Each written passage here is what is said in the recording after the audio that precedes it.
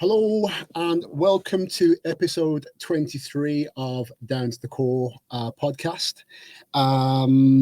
Today we have our special guest, Jagtar from Jagga Fitness. How you doing, bro? I'm good, thanks. Really appreciate you guys getting me on this. No, thanks for that's, coming. that's no problem at all, you know, bro. Thank you for coming, bro. Thank you. We appreciate you. So just quickly, so obviously, we've only known each other. Me and Jag have only known each other for a very short time, but I think this is the beauty about the gym community, and you'll obviously, Jag, you'll understand this, that everybody in the gym is doing something, or they're aiming for something. A lot of time, unless we have a conversation, we don't really know.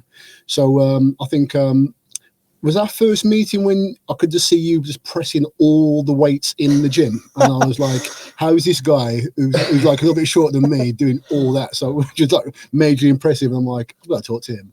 And obviously, then you start like telling me about obviously what you do and like a little bit like yeah. So rather than me waffling on, Jag, can you just tell us like a little bit about like who you are and what you do and obviously like your journey forward? Yeah. No, thank you again. But just going back to the point about like how easy it is to like just make connections in the gym. It's just mad. Like you have your community of like gym bros, and it's just mad because like we're there training legs, and then one thing led to another. We start following each other on the gram, find out that obviously you guys make content. I'm obviously starting something up myself. I think it was really organic, so it's good, man. But briefly, my name's Jagtar Singh, and I've started up a fitness page called Jagga Fitness. So on Instagram it's just JAGGA fitness _. I think I'd say like I'd talk about that first, I guess, because that's where we sort of relate, and I'll sort of go into what else I do as well. But it all started because I've been really into fitness from a young age. Really, wasn't always like lean and like looking good. I was quite a chubby kid when I started off. So the way I actually got into fitness was like my mom and dad are really athletic. My mom especially used to do track races back in Punjab in India, and she's actually done a marathon here as well. My dad used to play it's a form of sport in Punjab called kabaddi. Similar to like wrestling. Yeah. So me then being that chubby kid, I used to actually get forced to go for runs with my parents. So my mom would be training for the marathon, and my dad would also be running as well. And I remember just being like this chubby 9-year-old kid, like trying to keep up with them. And I was like, I'm out of breath, man. I can't do this. And they were like, we're going to just leave you behind if you don't keep up. So I'm there like tears in my eyes, running while trying to keep up with them. So that's like my traumatic experience of like how I sort of got pushed into like taking care of myself. But coming back to sort of the present, the whole point with this page is like, I saw this thing initially called Gymshark 66. Yeah. So I've been sticking to that religiously since the beginning of this year. Okay. Main thing about what was special for this year is that they're looking for another athlete to sponsor. So you might have seen that. I've seen. It was quite big when it first started off. There's a lot of people doing it, but just got to see who's actually kept up with it, right? So for me, as a turban wearing Sikh here in the UK, I was like, I've never seen anyone that looks like me on Gymshark. And of course, there's people that are bigger than me, stronger than me, quicker than me, that look better than me probably, So like, but then in my head, I was like, of course, like I'd want anyone representing the Sikh Punjabi community to go ahead and do it. But you can't always wait on somebody else to be the trailblazer or like do something. Yeah. So I was like, if I want to see representation, if I want to see someone that looks like me on a Gymshark poster, on a campaign, then I've got to do something. And at first I had a bit of imposter syndrome to be like, bro, you're not even that big. You're not even strong. Like, you're not even that quick. Like, you ain't nothing. Do you know what I mean? But then I was like, but I am actually quite, it was my friends as well. They supported me. They're like, because I had this idea to them, and they're like, now have a bit of faith in yourself. Like, you can do it. Like, you're in better shape than like probably 95% of people out there. Like, you're really hard and you're training really consistent. Why not go for it? So a lot of it, like my friends and family really pushed me to be like, come on, let's start it up. So going back to the actual challenge, what it is, it's like you pick 3 habits and you've got to stick to them for 66 days, because apparently that's how long it takes to form a habit scientifically. So my 3 habits were training and working out every day, although I know that's not optimal. Right. So, but I was like, I'm just going to do something about there. So training every day. Second is eating clean, no processed stuff. And that's actually been going well. Like, I actually don't crave eating junk right now. I might have something cheeky at the end of it, but like it's been feeling good. And then thirdly is like daily meditation and prayer. So me as a practicing Sikh, I'm not going to say I'm the perfect model Sikh, you know, like the whole point of being a Sikh as well is like the word Sikh actually means learner. So I never knew that. So Sikh, a lot of people call it Sikhism, but it's actually called Sikhi. Okay. So so for me, prayer is huge. So I pray every day anyway. Like in the morning, I like to do my prayer. So I was like, that's something I can keep at, and it keeps me at a nice sort of calmness. Sort of starts the day well. And before going to bed as well, I do it. So I was like, I'm doing stuff like this anyway. So why not just? The hardest thing is training every day. So I was like, let's just go for those 3 habits, and might as well do a cheeky cut during it as well towards the end, which I'm doing now. So that's a little brief overview of what I'm doing right now. Okay, because so like with your so how many days in are you at the moment? Today's day 54. Okay, so you've been at it for a while then, yeah. So you have no rest. What do you have? No rest days, or I keep it because the way I train generally, like my background's been like weightlifting style. Like if you were to see me like 5 years ago, I was definitely like probably like 15 kg heavier. So I was just hell bent on like chasing numbers, trying to get like that 200 kg deadlift. Like that was all I cared about, right? And then my cousin came up to me once. He was like, "Bro, like it's good that you're big and you're strong, but can you move? Like, are you agile? Like, are you quick?" And then the next day I started doing 3Ks in the morning. So like, so for me, I'm like, I know the word hybrid athlete gets thrown out there, but like, I try to do athletics as well. So for me, I do a lot of running. I've started doing a lot more middle distance running as well with Wolverhampton and Bilston. What's middle distance? Yeah. Middle distance is 800 and 1500 meters. Okay, that's what that means. So basically, the way I structure it now, if I'm training every day, is like I try to split it up. So I do a push pull legs and I'll repeat it, but I'll do like, so today I did push. Yesterday I did pull. The day before I did legs. So I'll never like do a lot of running on the same day as legs or the day after legs because I just can't. It just doesn't make sense, right? So you've got to like structure it around that. And there's things called like doing like a longer run, like a easier run, or like doing Stairmaster or something like that. It's just like low intensity stuff, which I can still get in and that's still a workout for me. So I'm not cheating it to go, I'm just going to go for a walk. Obviously a walk can be a workout. Of course. Or even some stretching can be a workout, but I'm trying to take it to a bit of a extreme level. But so I wouldn't recommend doing it because I am feeling it right now. It's like fatigue catches up. And I'm just trying to keep it sensible, keep injury free. I'm not like trying to. I think at the beginning, because I wasn't cutting right at the beginning. I've only sort of started my cut like a couple of weeks ago. I've got like a week and a half, 2 weeks left. So I was like, I'll do a bit of a mini cut, 4-week one. So now obviously energy levels are less. I ain't got the same amount of carbs and the same amount of calories to be pushing silly weights or like running like mad. So I've just got to tone it down a little bit and just work a bit more on the hypertrophy side of things. I know you guys obviously know more than me on that stuff, right? So that's how I'm sort of managing it and obviously getting the sleep and rest in as well. So yeah, man. Wow. So what happens after is it 60? Did you say 60? 66, yeah. Yeah. So what happens after these 6 days? So for me, like starting off, obviously, like I mentioned about the page, I've always used like health and fitness as like my safe space. Yeah. I don't really post too much about it. Like if I've hit a PB or like something nice, I'm like, yeah, I'll share it. But for me, like just content creation stuff, I found it so daunting. I was like, it's not me. I'm quite a private individual.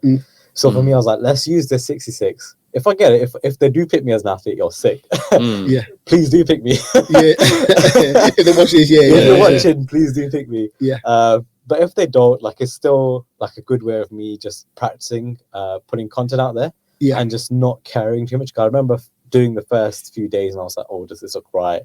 Now I just post whatever, like, because I'm used to it now. So after this is done, whether I become a Gymshark athlete or not, but my aim is I've got some other projects lined up, so I'd like doing challenges, pushing myself, doing some crazy stuff. So I've got like a 1 mile challenge to see, like, well, I filmed it last month when it was absolutely freezing. So I did like 4 laps of the track, which is 1 mile, and my aim was to get sub 5 minutes. That was one of the stickers I put on the XF goal board as well at the gym. So if you stay tuned, you'll see if I make that or not. Oh, of course, you're going to make it, man. You got this, man. We believe in you, man. We believe in you. So a few of my boys actually helped film that as well.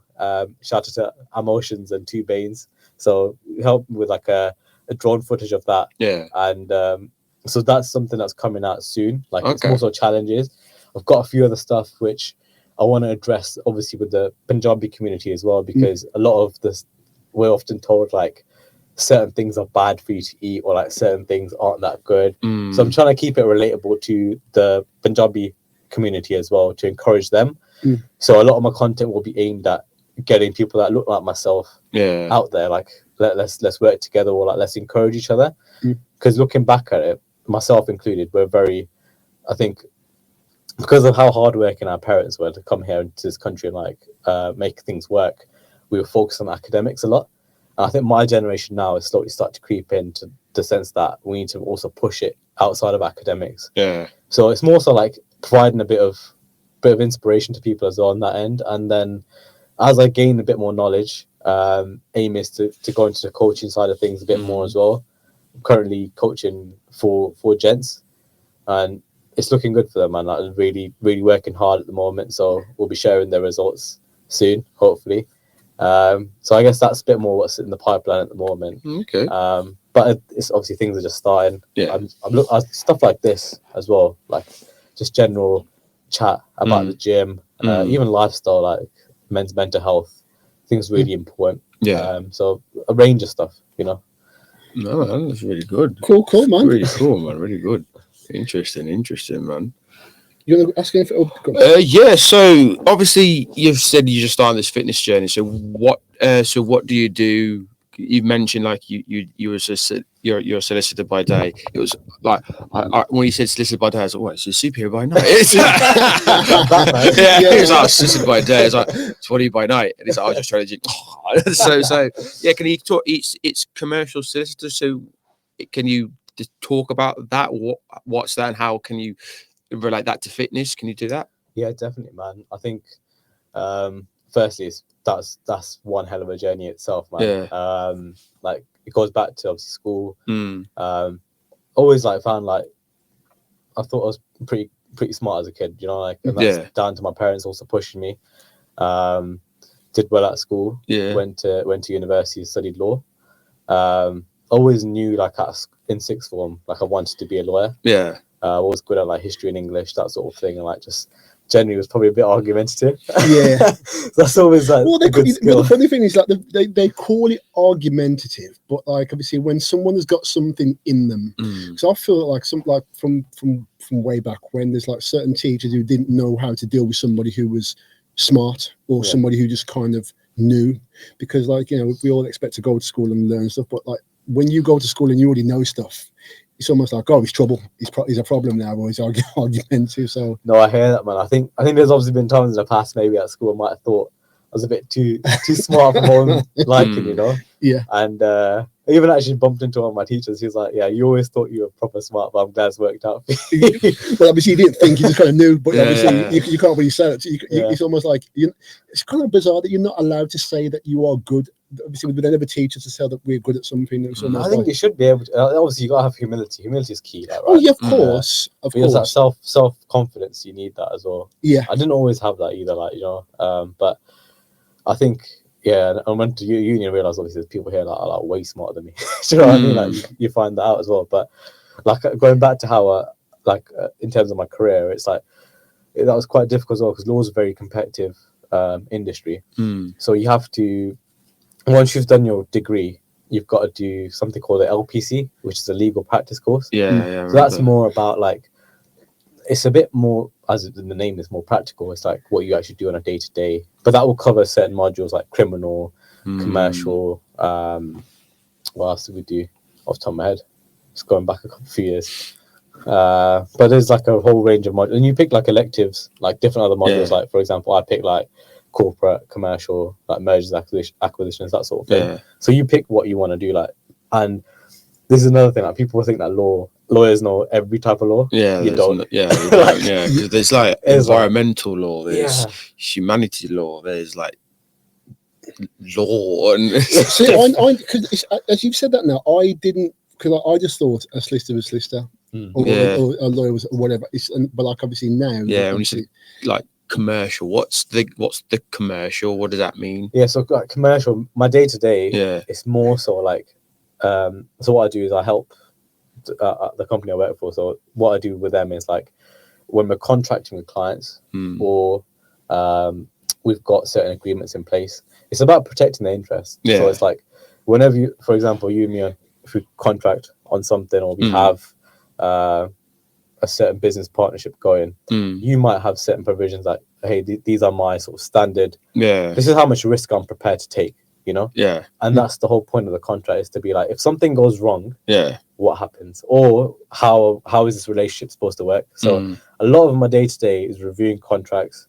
It's drafting, like actually writing stuff out, or like it's explaining what the terms mean to different people in the business, because not everyone in our business is a lawyer. So it's about basically taking in easiest way to say is like taking some complicated terms or what something means as a whole in agreement, breaking it down, simplifying it, and just giving people like, okay, like, this is what it actually is going to do for the business, and like, okay, if you're not happy with this amount of risk, we'll go back and we'll be like, we need to add this term in. So it can be a lot of back and forth, and a lot of reading, definitely. Very there's a lot of jargon involved in it, so much. Like I think I've realised now, like when people say always read the small print, but people don't always read the small print. But like it's the jargon and stuff which kind of baffles people. So is that where you come in and go, right, I'll do this simplifying and let me show you how what you really need to in these terms and so forth.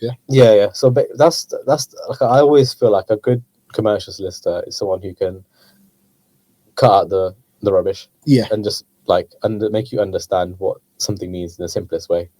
It's not to overcomplicate things, because the law is very complicated. And when things go wrong, lawyers are the first people point fingers at, like, you didn't tell me this. You know, so you've got to be switched on in that sense, and it's obviously a very respectful profession as well, and it takes a lot to get there, and you've got to adhere to certain standards as well. So like making sure like the way you treat clients and like the way, obviously, confidentiality is key as well. So there's loads of stuff as well, and like even getting into the industry, like I was saying, it's very competitive, because after your LPC you then have to do a training contract, which is 2 years where you're working, but you've got the training wheels on.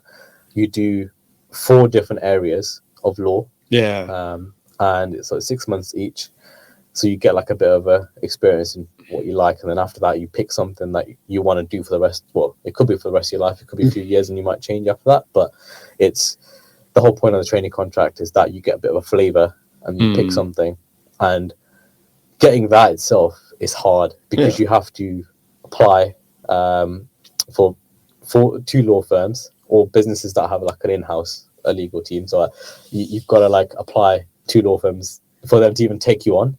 And I don't know exactly what the figures are, but like the amount of people that apply compared to how many places there are is probably something like 1 to 50. I don't know. Don't take me as like completely accurate on that. But there's like, I just know there's a lot of people that obviously want training contracts, including when it was me as well.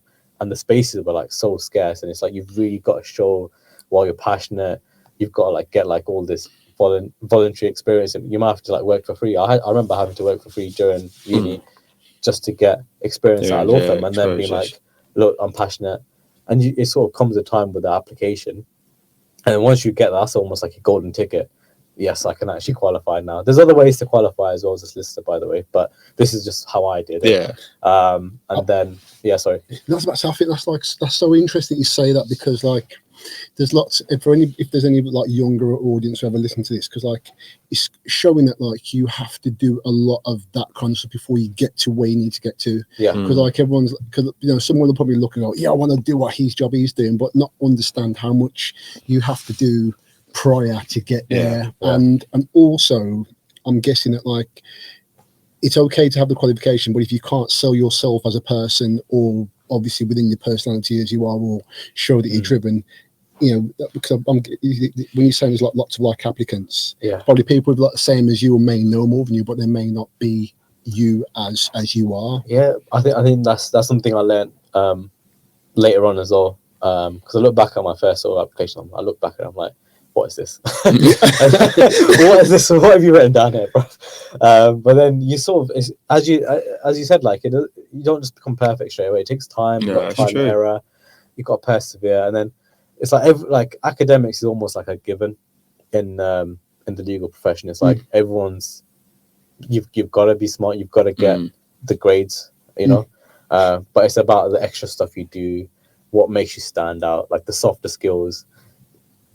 Are you emotionally intelligent? Can you win client work, for example, as well? I think especially what I realized was like, as a lawyer, people expect you to be good. Like that's like Roy Keane would say, that's his job. You know what I mean? It's like you've got to be good at that. It's like the softer skills.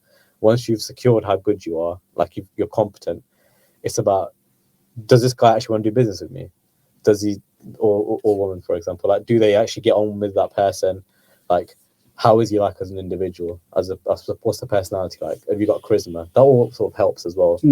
But yeah, that process in itself is very competitive. And just going back to myself, like, so I worked in the city in London for a couple of years there, so training, do my training contract, and then after that is when you qualify, and you have. I chose to come back to Brum. To work in Brum because from the Midlands, and it's just better for me in terms of the family situation as well. So I was like, it was really enjoyable working there, sitting in the hustle and bustle, met a lot of good people, met a lot of good contacts, connections, still keep in touch. And I think that's what it's all about as well. It's like the journey was hard, and sorry if I've waffled on a bit. No, not at all, bro. But going back to the question you were saying, like in terms of how it ties in with fitness, bro, the amount of perseverance you need and like the drive and determination, it's crazy, because you obviously meet a lot of different people. Some good, some bad. Some people you get on with, some people you might not get on with. Obviously, this goes with every profession, right? But when you've got like, it's hard work in terms of like, you're racking your brains to find solutions, to like be able to read through so much stuff, be able to hit these deadlines. People expect you to have stuff done on the dot, especially when you're with clients, and you never want to let anyone down, especially when you're a junior as well. It's like you don't want to say no, and like that's the hardest thing, is knowing, okay, like I've taken on a bit too much, I need to keep people like in the loop, but I can just wait. So a lot of pressure in that sense, and I think a lot of people put a lot of pressure on themselves in their career, but also like in the gym as well. So I think I can relate it to that. But it's all about just the way I felt works for me is like writing lists down. Obviously, like being organized always helps, and just thinking about the next thing. I'm gonna do this, and then I move on to something else. And like it's the same in the gym. It's like when you stop for a minute, you're like, oh shit, I've got 15 more reps. I got 3 more sets of this to do at this weight. Then you feel like, oh, I can't do it. But if you just think, I've got another rep, let me just bang out this set. Let me just get this rep. Just done. one more. Yeah, just one more. Yeah. And then you oh, I did that. I don't know how I did 15 reps on that. I just kept thinking about the next thing. So that's how sort of related back to fitness as well. It's like you got to have that drive and perseverance. And what you were saying as well, John, is like some people like these days, maybe it's like different attitudes as well. You just expect things to be given to you on a plate, but it takes time, man. You've got to work for free sometimes. You've got to just do. You've got to like show how you're different as well. It takes a lot of like. Rome's not built in a day, like being a bit cliche, but like it takes a while, and like people expect like almost instant gratification these days. We're in that era of like reels, like instant. Everything's just hits. like everybody wants like that couple second hit. Yeah, you've got to just got to stick in there, long term thing. Sorry, but I love that because like don't think you what thing, because I think what you've said there, there's so much that we can, that somebody like who's listening can take from there, because there's a lot of like lessons to be learned, and like I think like you understand this as well. When we always can't, if only if you train, you kind of like use like these training analogies towards life. Yeah, and it sounds like obviously when you talk about your you as being doing solicitor and training and doing things for free and knowing when to saying yes to everything and knowing when to say no and all your value, like it's all like lessons in life. So how were you able to balance the two? It's because I can imagine like being a solicitor is not like your normal 9 to 5. I think what it is like it's just about being organized. I think is key, man, and just blocking out stuff that takes your energy and doesn't get you anywhere. So like I think you've got to like just be I think less time on my phone has helped for sure. Like I don't really go. I know obviously you've made this Insta page and stuff, but I'll post stuff and I'm off. Like I obviously if I need to interact with people and stuff, I'll do that. But I really try and limit how much time I'm spending on stuff like that. And like obviously meal prepping is key. Like having all my clothes laid out on the bed like night before, so I'm ready to like hit a run in the morning. So I do that. I do that. Like I always prep like my clothes for what I'm gonna wear, especially for training for that whole week. And like when I tell people that, they're like, why do you do that? I'm like, because it's less faff. You know what the funny thing, obviously my mum's just started going back to the gym there, because like she watches like a lot of what me and Jake are doing, and she's always in. Whenever we go somewhere, there's always someone to ask me something about something. And I said I think one of the first tips I gave them, I said, get your bag and your bottle of water and your training clothes and put them there by the front door when you go, because she goes to work quite early, so she's training in the afternoon. So I'm saying just that level of preparation can kind of say to you, this is what I want to do for today. And like obviously she's done it, and every time she's done it, she's gone. So I'm like, it's the process you kind of go, the process you kind of like have to work on. And there's something else you just said, which I started laughing to myself, because I'm like, I'm so glad I've had you on stage, because you're kind of reaffirming stuff I need to be doing. But when you just said something about like the phone and how much time we kind of spend on there, because I think even that for me, my time, the amount of time I spend on messing on my phone is too much. It's way too much, and I feel like I could have got like a lot more done if I was on it less. But we need to use it to put like information stuff out there, but like it's taken up. I think for me it's more of the distraction. It's distraction. When I've got my phone, I'm doing content work and editing the videos. I know I should use a laptop, but obviously the app's there, so I'm not that. And I literally just go, oh, what's going on Instagram? Even it's the same stuff. Then I don't know why. I check my emails. I'm not really no one's emailing me, so I'm like, why do I check? Bro, I do the same thing. That's why I had to say to myself, no. But I hear that, because that's so true. Because like even if I'm editing something as well, I relate to that. A message pops up, like then you got like you get involved in it. So it's like I hear that exactly. But it's the email. It's the email one and I always I'm like, who am I expecting an email from? Oh God, bro! Like no, stop. So I think that's a late New Year's resolution for me. Get off my phone more. Well, I think we say that, but I think he's just trying to find the process. Like, have you all?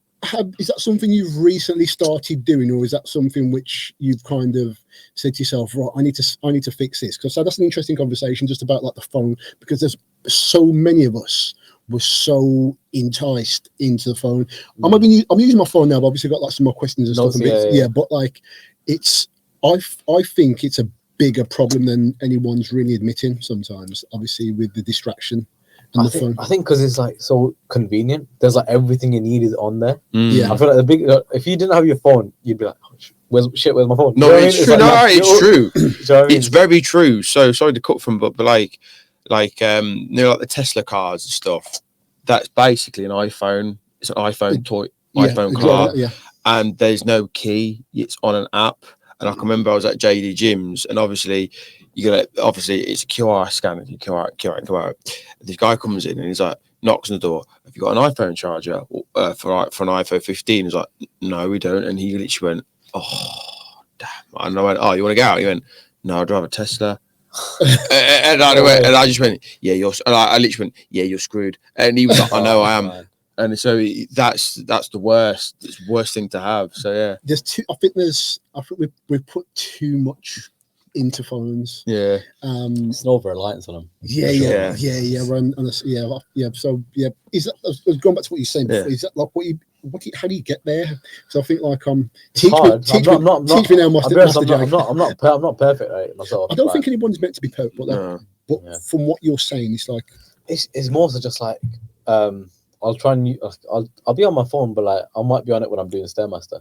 Yeah, I mean, like, I might use that time to do it, like because Stairmaster is like the worst thing ever. You need something to distract yourself, right? So that's I mean, I just use it when I have the time to do it. But like I think generally, it's just like putting it away. I find I've got on a stair right now as well. So like I think that always helps. Like if I don't see it, I think that's one of the reasons as well. I've obviously got a fitness watch, got a Garmin, but I didn't get an Apple Watch because of the constant notifications coming through.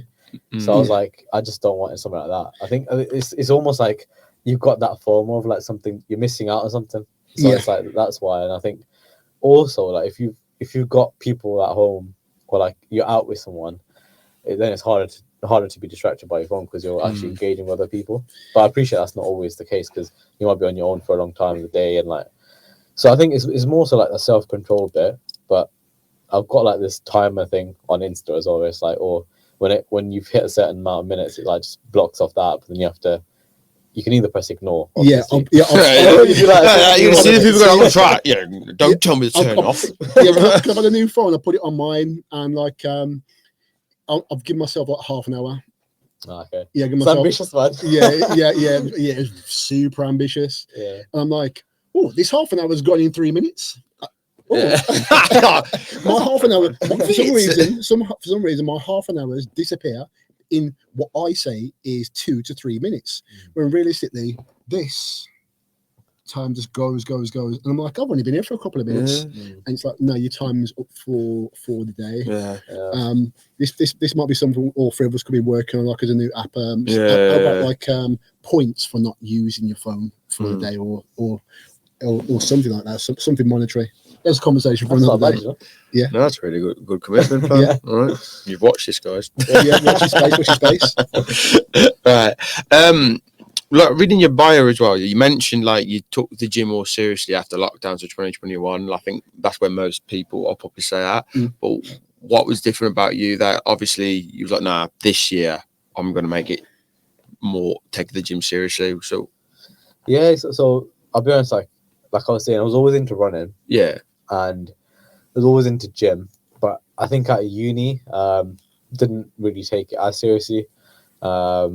So dropped off a bit, and then obviously I think 2019 is when it's down to uni's finished, and it's like now I've got some time to regularly go to the gym. So I was like just chasing numbers, like need to hit this deadlift. The way I look back on training, I was doing it's probably doing 160 for 6 on a deadlift every deadlift session, and then being like, I've got to add another 5 kg. Like that just sounds stupid. Like it's not possible. Do you know what I mean? And it's like I was training like that, and I was so obsessed with trying to get to 200 kg deadlift, which I got it. I was happy about it.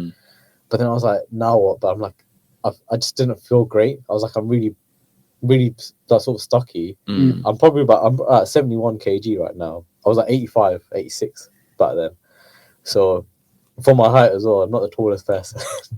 But it's like, I was like, oh, I'm looking a bit too big. So obviously got into my running, and then I've got to give a shout out to my first PT, Phil Goodall. He's on Insta as well.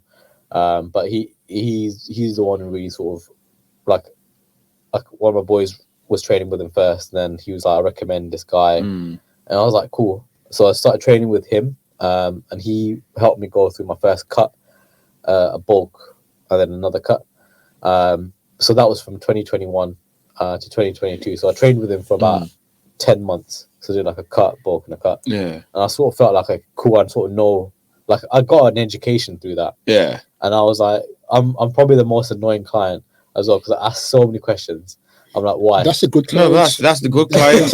I always say to clients, ask me questions, like keep us on our toes, because there's so much stuff that we either forget or we generally don't know. So it tells us to go, right, we need to do more research.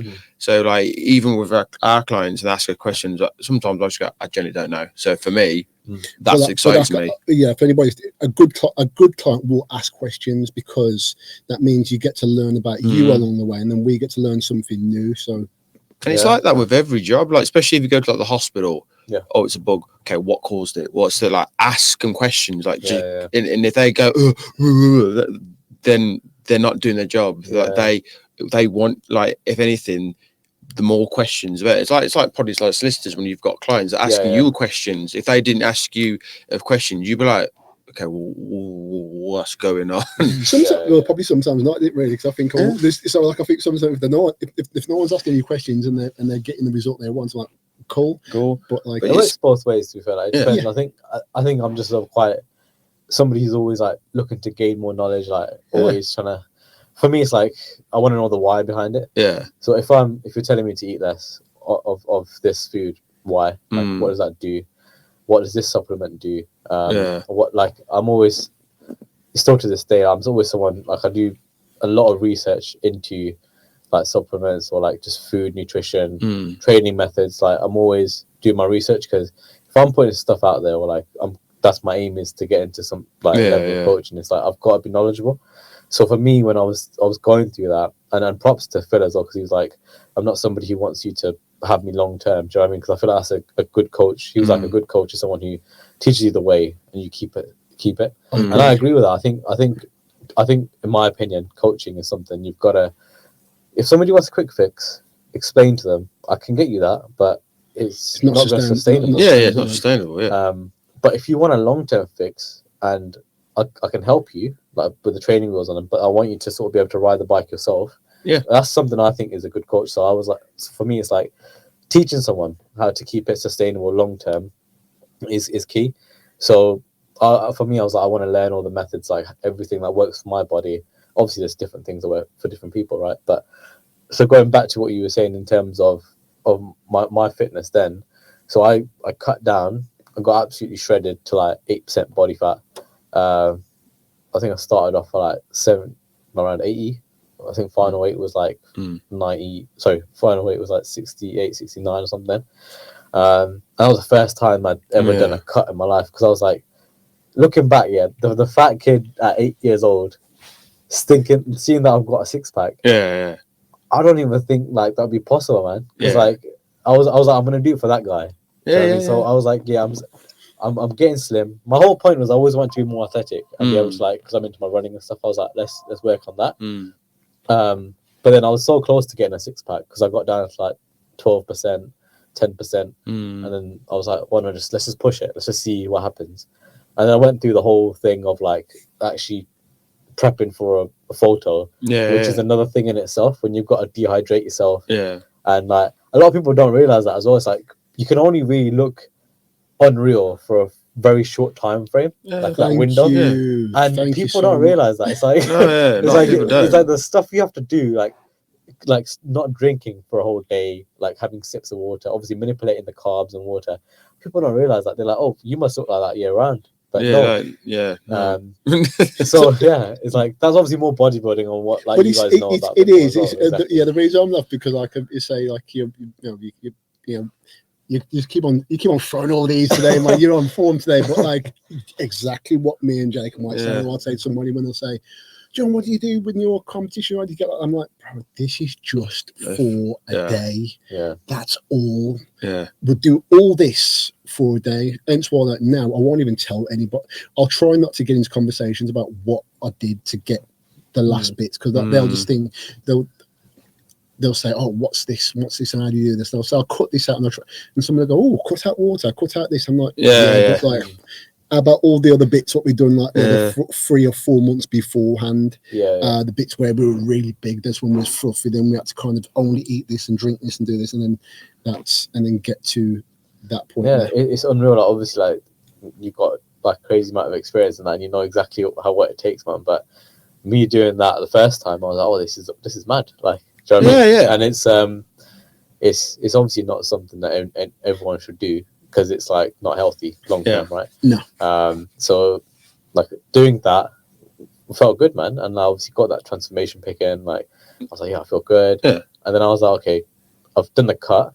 I want to get that strength back. And what we noticed was like my legs were quite weak compared to the rest of my body. So I know you were giving me props there. I still do. I'm not taking it back. You give me props. I was like, that's why I'm so like regimented about making sure I train legs twice a week. Because before I probably doing it once a week. And so I was like, from then, so I was like, okay, got the squat up to a decent number, got the bench up to a decent number, like deadlift as well. So then I was like, okay, cool. I've done a cut, I've done a bulk, and I bulked back up to about 80 as well. But it was like a cleaner bulk. It was like I felt a lot stronger. It was more efficient. And then I did another cut to get back down to like the 71 mark, 70 mark, and I felt so much better on that second cut than the first one, because first one I weren't feeling as strong as first. All I wanted to do was like strip weight, and I didn't have that much muscle retention either. So obviously going through that bulk and then cutting again, I was a lot stronger. I felt better. I had a better look about it as well. I feel like I didn't look like I'd just been starving myself. Do you know what I mean? So I think that was obviously my training with my PT Phil. Again, big up. But so he sort of showed me the way on that, and then after that, I was able to sort of keep it steady myself. I did a cut myself last year, and I sort of kept the same shape throughout. That was all like self-coached. I did it all myself. And again, like now as well, even with like, I had a bit of let's say like a strength periodize my training to sort of work on a bit more strength and like the endurance side of things over winter. So that was all something I was doing myself, and then now doing that bit of a mini cut, I thought it's the end of the challenge. Let's just show what I can do, right? But I'm trying to be transparent with it as well, because like it's not something that is easily achievable, and like a lot of people will look at what I'll post maybe in a week or so after when I finish the challenge, be like, here's a before and after. Yeah, it's not all about me looking ripped or like me getting to that shape. It's been about like showing the consistency of like, if you keep at something, this is what happens. Obviously, like I get a lot of people coming to me like, how do you do that? How do you manage to like run so much and like also like go gym and like do all this stuff? But I've had a baseline level of fitness for like 6-7 years. That takes ages to like, I'm 28 years old now, and like I feel like I'm on my peak fitness, but it takes years of like building the foundation stuff. Like you can't just expect to do the same stuff as if what I'm doing or somebody else is doing. And a lot of people compare to that, and it's like you got to realize you're on your own journey. You've got to do the basics first, few steps, and then you can probably move on to the more complex stuff. So it's most definitely. I think like I do tend to see that like a lot of people want to skip their foundation level. Yeah, they don't want to put nothing in. They want to build. It's almost like they want to build everything in sand. Because you can make sand like manipulated to look great and build great sandcastles, but like when the tide comes in, he's going straight back down. But like I do see a lot of people don't want to go for that, because the foundation level is the ugly part. It's not even. I think it's when you look back at it, like once you've got past it, you're like, oh, I remember doing that. But like once you're in it, it's almost like, I've done this for like 5 days. I've been to the gym for 2 days and I've drunk this protein shake and I'm not ripped yet. Or I've run around that block, and why can't I run a marathon yet? Or I bought these dumbbells from Argos and I've done a couple. Where's my art? So it's all that. It's like you're early. And I think so many people still have this. How long did it take you? And you're like, how long it takes? And when you tell them like, I can't tell you exactly what precise moment, they get angry about that as well.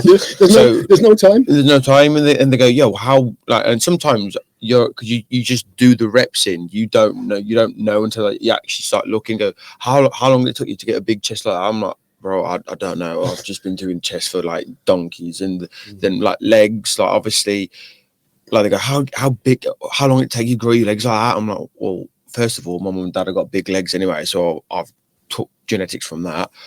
Played rugby, so obviously a lot of leg drive, and I've only just started focusing, working my legs a lot more. But I can't give you the precise moment where I've gone, oh, they look big and stuff. I can't. I think would you agree with, like, obviously when you're working on yourself and within your body, it's that one thing you can't see as you're doing it because it's so minute. Because I'm guessing even when you're reading for law and for listening, there's only so much of a book, so many pages of a book you could read in a day and take in, and there's only so much of everything that you can take in with anything.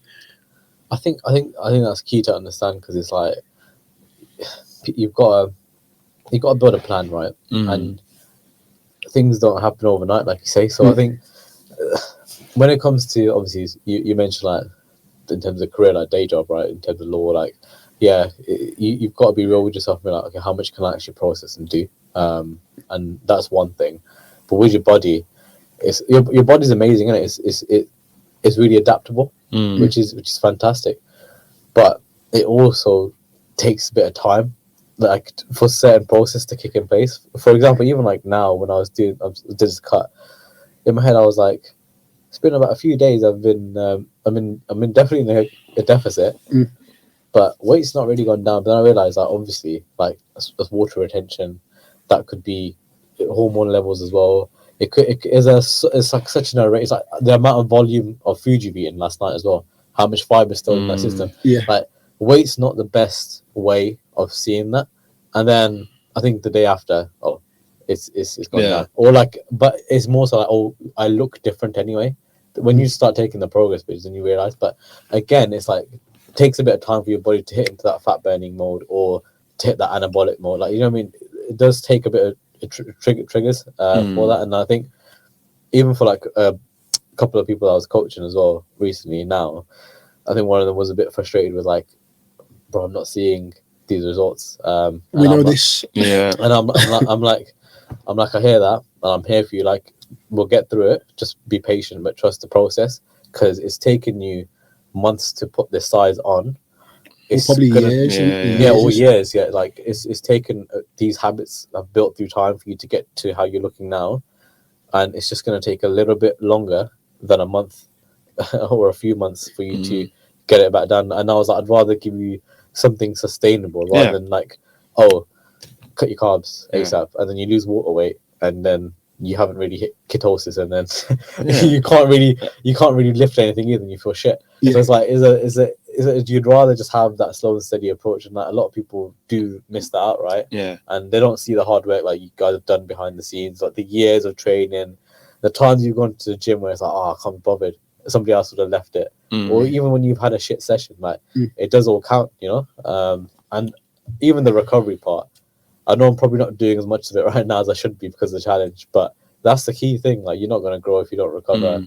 And a lot of people don't realize some of the boring stuff actually helps, and it takes weeks for your body can sometimes be a bit delayed for how, when it gets that effect. Like, if you eat some junk now, you're probably not going to put fat on like the next day. It doesn't work like that. Do you know what I mean? It's like water retention more than anything. People still believe that. But I think there's a lot of, I know you guys did a video on like myths and stuff, which is really interesting as well, but it's similar to that, right? There's a lot of misinformation out there, and I think it's good to like give people some straight hard facts and just relax. Chill out. Chill out. Most definitely.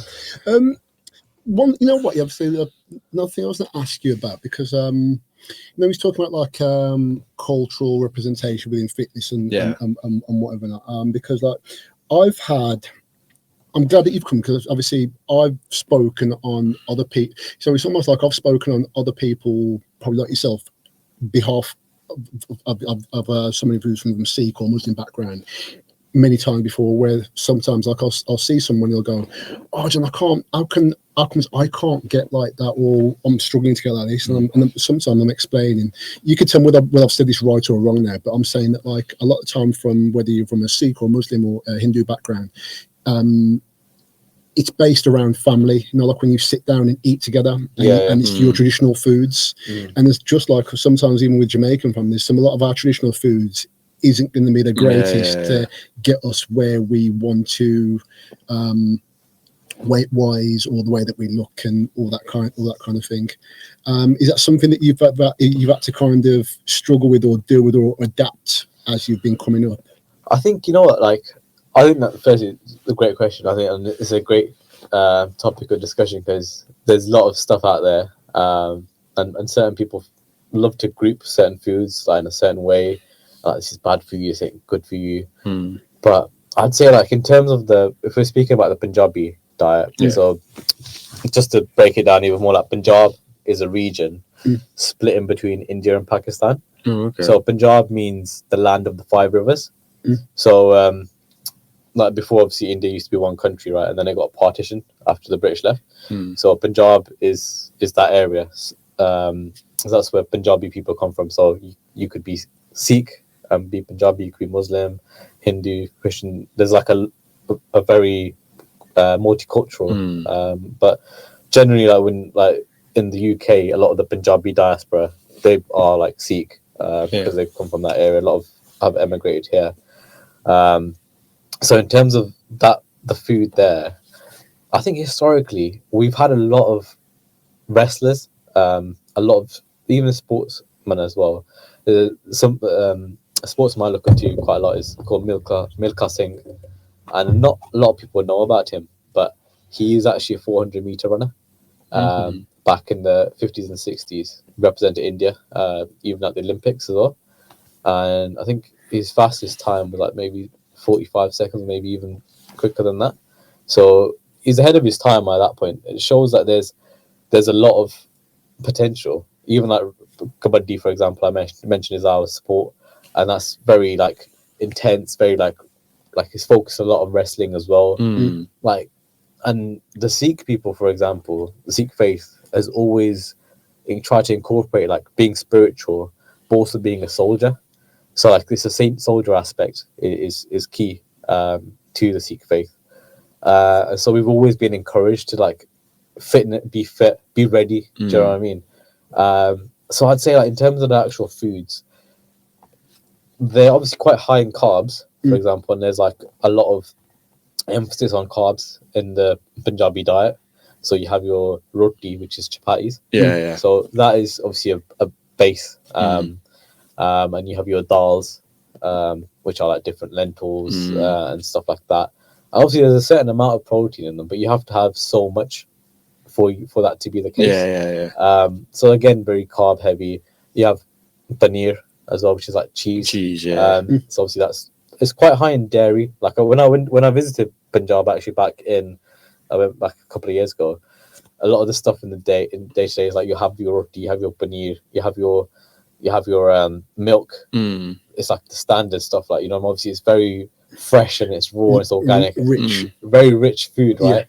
But these people work damn hard. You know what I'm saying? It's like, my family come from a farming background, and this is before the times, obviously you got tractors now, but my dad still tells me of the times when he would be plowing the fields with some bulls and have an actual plow, you know. So this is before the times that before he emigrated here. So he was probably, like, quite young when he was doing all this stuff, like in his teens. And he's telling me about how these are the older practices, right, of farming. And obviously, when you're working that hard, your body will use up those carbs easily. That's light work. So that's why I think traditionally you've always been in good shape, the Sikh Punjabi people, for example.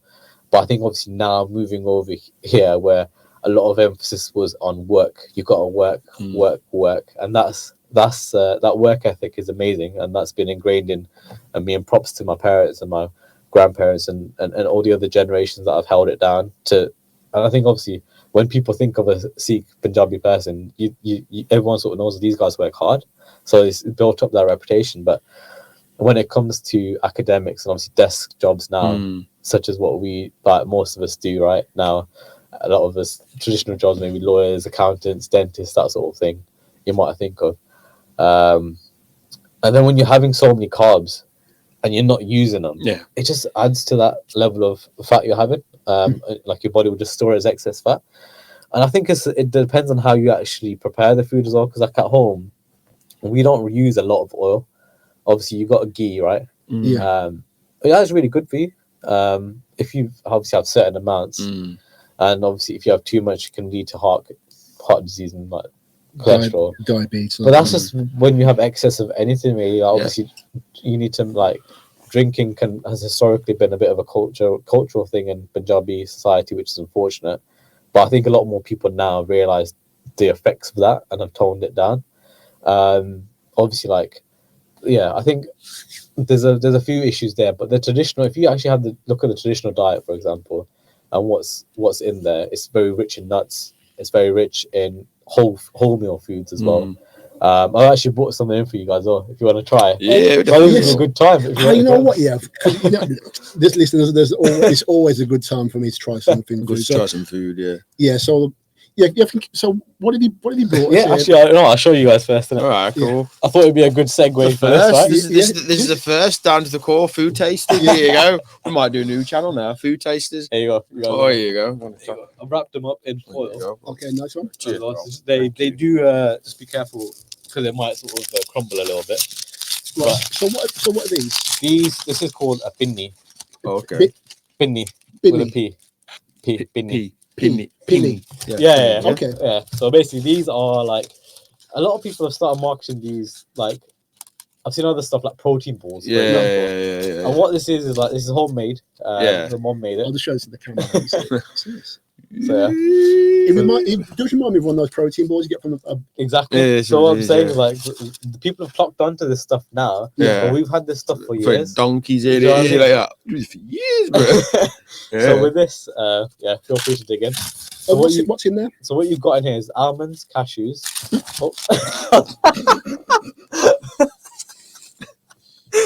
Okay. Explosion. Self-destructed. I was telling you it's crumbly, bro. But yeah, you've got like flax seeds in here. Obviously put together with a bit of ghee as well, a bit of wheat flour as well. So obviously it's quite high in healthy fats. Is the predominant what you have in here. A bit of raisins as well. You might feel tasted that. But the whole point of this snack is something that people will have in the winter to warm you up, and obviously in the winter, like your body needs that extra fuel as well. You know what I mean? So I don't know what you guys think of it. Yeah, you like it? Fire. Got more where that came from, man. Let me know. I'll bring you to the gym next time. Okay, cheers. That tastes real good, man. Jacob just here laughing at me because nothing's exploding in my face. I just saw this like explosion. But so you could like see stuff like this is like it's always gonna be it's got like always come from the healthier option. But I think what I was asking before, like how do you kind of navigate? Because like say when you I always say that like if you've got like your family on board with what you're doing, it makes it like a lot easier. Definitely. And I like I tend to see that more so in any like traditional Asian family, whether it be obviously is that correct term I'm using? With if I say like Asian. Yeah. So obviously Asia's huge, right? yeah, of course. But I think for us, like obviously in UK, when we mention Asian, we probably think of Hindu, Sikh. Because like a lot of the time it would be like traditionally like either someone's wife or the women in the family doing that majority of the cooking. And if you've got like a large family, and everyone obviously there's going to be like traditional like rotis and rice and curries and all these kind of things. How do you kind of navigate around that in order to kind of get to where you need to get to? I think you know what it's hard. That's the short answer, bro. Because like I think now obviously a lot more equality and I rate it. Like men make food as well as they should, because before it's just like all on the women, which I don't think is right. But I think, for example, personally speaking, my mom, I don't know how it is for you lads as well, but like that's how she shows her love. Cooking. Yeah. And you say, oh, you don't want a roti today. What's wrong? Yeah. Why not? You know. So I think first it was like hard to get her on board on that, because she's like, oh, what are you doing? It's almost like you know, when you first start having protein, your mom's like, "What's this? Is this stead?" Oh yeah. What's protein? What's that white stuff? Yeah. So it's like, I think you get that, but then when she started seeing the results, she's like, "Okay, no, I respect it. I know what you're doing." But even then, my mom and dad, like, luckily for me, we always eat quite healthy. We don't like shed loads of oil and stuff, right? But coming back to what you're asking, like, it can be seen quite rude if you refuse food. Is the point I think you're making? This is exactly what. So like, I was never told this. I'm just kind of basing it off from my friends over the years when I'll never go to any of my friends' houses and without being offered something to eat or something to drink ever. There's never in the history. That's why I had to bring you something as well. Yeah. It's just in the history of me going to one of my friends who's Hindu, or my friend who's Sikh, never have I not been offered food. True. Yeah. And they'll say, "Well, this is the traditional stuff we've had," and whatever. And I'm like, so that's probably what. That was like me just kind of adding it up together, thinking, okay, so this guy who's asked me this, he's struggling. This guy's struggling. I'm saying, well, do you still eat your traditional food? Yeah. But like, there's chicken and there's rice. Yeah. But I'm like, but how you prepare that chicken? How you prepare it? Yeah. No, it's true. And all the other bits that you kind of put in there with it, which taste amazing, but is it really helping you towards where you want to be? Yeah. And how do you kind of, and like I've said this before to like one of my friends, I'm like, you can't just go and tell your mum, no, I'm not going to eat that food. Or even if you do, how do you get around it? Because you have to. And I think like for yourself, you've been quite fortunate if you've come from like a background where your mum and your dad like they're into that health eating in that sport, so they understand about nutrition and what they need to be doing. But I was always intrigued because I said that I've only known. I can say now four Asian bodybuilders who have done extremely well. There was a guy who competed with me at PSA, Bob. Bob's I can't remember his last name. It might be Sanger or Singh. Bob was in amazing condition. He came on stage, turban. But like I saw him, he was competing before us, but like he was always shredded to the bone. He was probably one of these. It was one of the things I'd see him, and I always want to have this conversation and ask him. The other two guys, like their brothers who train at like Flex, like Kaka and Faisal, like they are in. They've been in like some amazing condition as well.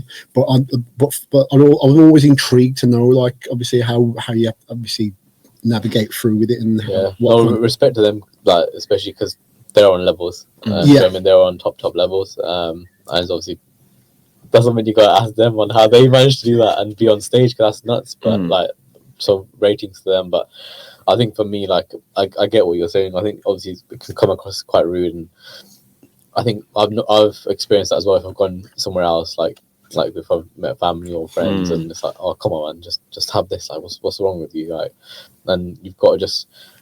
That's where the balance comes in as well, though, because I think fitness, obviously, we love it, and it's a big part of our life, but it should never really prevent us from living life and obviously eating good food and just knowing, like, okay, I can have a bit of this, and there's nothing wrong with that. But and you shouldn't then be like, oh, I've got to burn off now, because I think that's where you start getting into a bit of a disorderly state, like a food disorder, or like it's not that great. If you're on prep, 100%, I get you got to be regimented. If you've got a goal, then hit it, then be obsessed and do that and smash it. But if you're like living the day to day, then I don't think there's anything wrong with that, indulging a little bit, and I think that's where you've got to. I've always said that. I've always said that. Like, well, we've always said that, especially with our clients, going, look, if you want to prep, whether it's for a photo shoot or bodybuilding, you just got to grit your teeth and you stick to plan. But majority of our clients, majority of people doing day-to-day stuff, like lifestyles, like you got to have some form of like structure, but you can be leeway with it, and it's been, and like we've proven it time and time again. We even ourselves, like, we've gone out, we've probably ate loads of pizza or gone out of an ice cream, but then we still managed to lose weight, and everyone's like, but everyone's like, no, how is that possible? And like, but I've structured it and stuff. So it's more of the day-to-day person, where we're trying to tell them, like, look, it's not about just eating chicken rice, broccoli every day. Even that's one of my go-to meals. Meals. That's what I like eating every day. But it's not. You're trying to eat for sustainability. What the prepping is for a moment in time, not a lifestyle and stuff. So it's one of those. Yeah, I agree with that one. I like that. Cool. Right. Next thing I was going to ask you is like, with your Jagga Fitness and obviously documentary, like, what do you say what's your kind of whole overall vision for it? I think for me, it's the whole point of starting it up was I want to try and get people that look like me out there. Like I said at the beginning, there's obviously people that look like me are doing sick, and like it's amazing. Like I've seen a few more. There's a lot more people out there now from our community that are really pressing ahead with this. And like I said, they're probably bigger than me, stronger than me, quicker than me, right? But for me, obviously, I started off with this Gymshark challenge to see what I can do with that, what I can achieve, and like hopefully, fingers crossed, see what happens. But what I'm trying to achieve with this is putting out content which is relatable as well, because I feel like a lot of the time I don't just want it to be about I've hit a PB or like look at me, I'm so sick, or like, do you know what I mean? Obviously I think people do, when people are looking out for inspiration, that helps, like when they see someone doing really well, and I really appreciate the support so far as well. But I think I want to help people is what it is. It's like, for example, yesterday one of my boys called me for a park run with him. That's something like a 5k, and he's like, I want you to pace me, and I want to hit this sub 26. So I was just staying ahead of him at that pace and pushing him all the way along. And for me, that was so rewarding because he got it and he absolutely killed it. So for me, what's next is the vision is like, want to help other people. Obviously, want to slowly build my niche and sort of take on the clients as well, slowly but steadily, while I'm still learning as well. I'm never gonna sit here and be like, I know everything. Or like no one ever does. I think I'll let it through. I think a lot of time we just play a good game. That's what it is. So I think it's a good game. I think with me is like, obviously I'll try my best with absolutely everything. But my vision for it is just to personally to keep learning, to putting some relatable stuff out there, because obviously my day job is really demanding as well. I don't really always have the time to be constantly doing like some sort of content idea or something like that. But it's the way it started for me was more so a bit of a passion project. But I actually, longer term wise, it is to coach people to make a difference. That's the whole point. I feel like if you've got a platform, you should be able to try and make a difference in people's lives and not just be putting. I feel like it's very saturated. Obviously, the space right now, the fitness space, there's a lot of people doing the same stuff. And I'm not saying it's a bad thing, because everyone's got every right to put stuff out there and be heard. But it's just about putting out stuff which is quality and like not putting misinformation out there. Like explaining to people, like, look, if you want, like I think you hit the nail on the head earlier. If you want to prep and you want like something that makes you look nuts, then this is the grit and determination you need to do it. But also to people who just want a little bit of a lifestyle change, busy professionals like myself, I'm here to help them as well, to be like, right, if you want something you can fit into your day to day, that's not just going to take over your life. Like, you're not trained to be Mr. Olympia. You just want to be able to eat the right foods and also look good for a holiday, and maybe like just keep it up for the rest of the year, and like have someone to hold you accountable. I think that's the sort of vision and vibe I'm going for. Is like representing what I sort of stand for as well, and like my community, but also like stuff like this, because what I've loved about linking up with you guys is like you've been so open to like to learning about stuff about my community, my religion, like the foods we eat, and like that means a lot, because I think a lot of people, especially in the gym we go to, I was thinking because of the area, there's not a lot of people that might look like me. I don't know if there's anyone that wears a turban at all, you know. Well, I think I might have seen a couple of people. I've seen a few, but it's like it's not a lot. Not a lot. So I think for me, it's like I'm always there to like be like, oh, this is what this means. And like I'll never make it easy. Like I'll never anglicize something, and And like when I learned about someone else's cultures, I was like, don't make it easy for me. Tell me what it is in your language. Tell me what it is like raw, and I'll like be the person who tries to pronounce it how it should be. Do you get me? So like for me, it's about educating people that aren't Punjabis or about us and like the kind of stuff we get up to in sport, and it's more about building that community, man. And like I think that's obviously one of the main reasons I come on this as well, is like I felt a lot of love from you guys, especially in the gym, and then coming on here, we might not even know each other that well, considering like we just recently started linking up in the gym. Yeah. But I just felt that connection, the chemistry, and it's such a sick platform. What you guys are doing is sick. And I appreciate it, bro. Thank you. More stuff like that, you know. No, that's definitely, the kind of definitely. That's good. That's wicked. But as I said, I think like as I said before, like in the gym, a lot of us, we're all in the same direction. Doesn't matter. So there's all layers. Yeah. So there might be some which might be a little bit higher, but like someone's like, that's where I'm aiming for, but this is where I'm starting. Someone's like, that's where I'm aiming for, but this is where I'm starting. But it's all the same ladder. Yeah. Fitness and wellness, and it's all the same ladder. It's all the kind of the same ladder. But like, it's nice to hear like it from a different perspective sometimes, because we can be so kind of blinkered into just going, well, this is all we do. But like, I think as coaches, and when we do like PT and whatever, we come across like a whole variation of different people, backgrounds, genders, and with all the indifferences which like make up like the human. Obviously, the human race. Yeah. But it's always nice to hear from somebody else's point of view sometimes. Yeah. And the thing is, like, obviously, when we're doing what we're doing here, we don't know who's watching, we don't know who's seeing. So, and if there's many things you've said today which have kind of hit home with me to the point I'm like, wow, I'm kind of glad he came on today, because I think I needed to hear that. I didn't know that my message was. I didn't know that any message I needed to hear was going to come from yourself today. But he has. No, so. It's good. Like, and it's also it's educating us more. So should we have more like Asian clients come to us for weight loss, and they're going, oh, like we know how we can structure it and educate them better, instead of just going, well, what's your problem? We can just go, okay, like let's talk about your lifestyle and go, okay, what can we do then to implement changes where you don't feel like you're avoiding the families, because I know like family is big in the Asian community. So, and it stops them feeling alienate themselves when it comes to their journey, because they know, even though it's like I'm trying to lose weight, but my family isn't.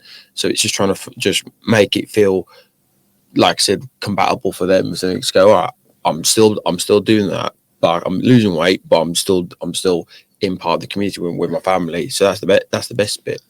So 100%. You've educated us today. So cheers, bro. Thank you. No worries. Much appreciated, man. Thank you. Start to wrap up. Yeah. So, I think let me just ask you one last question. What advice would you have given to your younger self? Because like obviously, you talked about like obviously when you was a bit chubby or whatever. Yeah. But you wouldn't have believed your younger self would have been looking like this.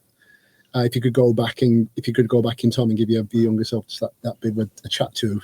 You know what, like, I think that's a really good question. And I think I could go a lot of ways, a lot of things on that. But I think the main thing is like just stick in there is the key thing, because I think when I had a bit of a reflection similar to this with one of my boys recently. Like, we were just having a chat about life, and we were both like, it's the last 10 years has been mad. Like, because we started uni about 10 years ago. I think you put things into perspective. It's like, the person you would have dreamt to be 10 years ago is the person you are now. But then you're always thinking, oh, but I haven't got this. I haven't got that. Like, you always want more, but you've got to be content as well. Be like, anyone would die to be in the position you're in, or you yourself, you were like praying for this so many years ago and you finally got it. Give yourself a bit of credit. I think for my younger self, I would probably say like, lay off the cakes. if I was standing next to his younger self, I'd be like, no, don't listen to him. Don't listen to him. I'll listen. I'd be like, yeah, good. Like, carry on. Like, enjoy it. Like, obviously, I think everything worked out is what I'd say. Like, I feel blessed, and obviously, there's a lot bigger stuff still to come. Yeah. Like, I'm still young. There's a lot going on. There's a lot of people to learn from, like yourselves, for example. Like, I think back then, I was quite shy kid as well, because being chubby, like sort of not just feeling a bit out of place, like not quite getting picked on and stuff for being a bit bigger. Like wasn't ideal. But you just gotta have that perseverance and be like, you know what, the advice I'd say, like, things work out, just keep going, and like you've got a good support network, got a good family, and it all sort of builds you up as a person. Yeah. And sometimes people be like, oh, I wish that didn't happen, but everything, it sounds so cliche. I know I don't want to say like loads of cliches, but it's like everything does happen for a reason. The person you are right now, sitting here, like, it's because something shit happened to you then, or that didn't work 100%, out. 100%. Or you know what I mean? Even little things like can affect the. Like if I didn't meet you in the gym that day, for example, if I didn't ask you how many sets you've got left, I wouldn't be here. Do you know what I mean? If I just got into my head and be like, oh, I'm gonna use another machine, I might not have even chat to you. So I think it's more so like that. It's like being open, and I think now, like, I'd like to think I'm quite an approachable person. I like to make a lot more connections, and maybe didn't quite have that when I was a kid. Like I was a bit more intimate, like myself, like a bit more shy. But I think that's the advice I say, is like just stick with it. Like you sort of learn as you go along, and life gets better, man. You know, I'm sure you guys have got, like, not saying you're old, but I'm just saying you guys got experience. You know, like in life, life experience. You got life experience. You know, so it's like. What do you find so funny? No. You laughing at Jay? He's younger than me, bro. Like I'm old. Like I'm like, horrible. What do you say? Oh, pretty out. These youngsters coming here. I saw your video before where you were like, I just turned 30. Yeah. Or something. You were talking about like, oh, I've got to say I'm turning 31 this year. Yeah. I was like, I've seen that one. But it's good, man. Like I think everyone out there as well, like they're going through some stuff, or like, you know, like the stuff gets better, life improves. You just gotta do that 1%, and it's about progress rather than perfection. Yeah. It's like and I think that's probably the best advice I could give, is like just stick at it, be consistent. Jack, you know what? You said you're 28, but I know there's probably people who are in their 40s who don't even speak in the way that you do, or even have your philosophy or your way. So that is going to be obviously down to your parents, your upbringing, and even like yourself and your level of understanding. So listen, we have to commend that. There's a lot of people who are older than us, and they don't say that. They don't think that. So big yourself up for that, bro. Yeah, man. Wicked. I appreciate that, man. But yeah, so we'll just wrap things up. Yeah. Just let us know. So basically, if anybody wants to follow Jag and see obviously your journey and what you're doing, let us know where we can find you. Yeah. So please do hit up Jagga Fitness on Instagram. It's at JAGGA Fitness _ So that's where I'll be posting my Gymshark 66 stuff, what I've been doing consistently. A lot more bigger things to come, a few more challenges. We'll do some interesting stuff, and we'll be taking on clients as well soon. So if you are interested in any sort of whether it's running, whether it's some sort of aesthetic transformation, or just it's more so like what we've been talking about, being consistent and having that lifestyle change, feel free to hit me up as well. And even if you just want to chat about anything, you know, I'm always open. Yeah, you know, I think you always got to be there for each other. So nice, man. Nice. And you can follow me. You can follow myself at jwright.pt and John Collins _online_coach. And you can always follow that page down to the call with 2 underscores. Please subscribe to our YouTube channel. It really helps a lot. But without further ado, guys, have a lovely day. Jagga, it's been a pleasure. Right, guys, have a nice day, guys. And remember, stay safe and bye-bye.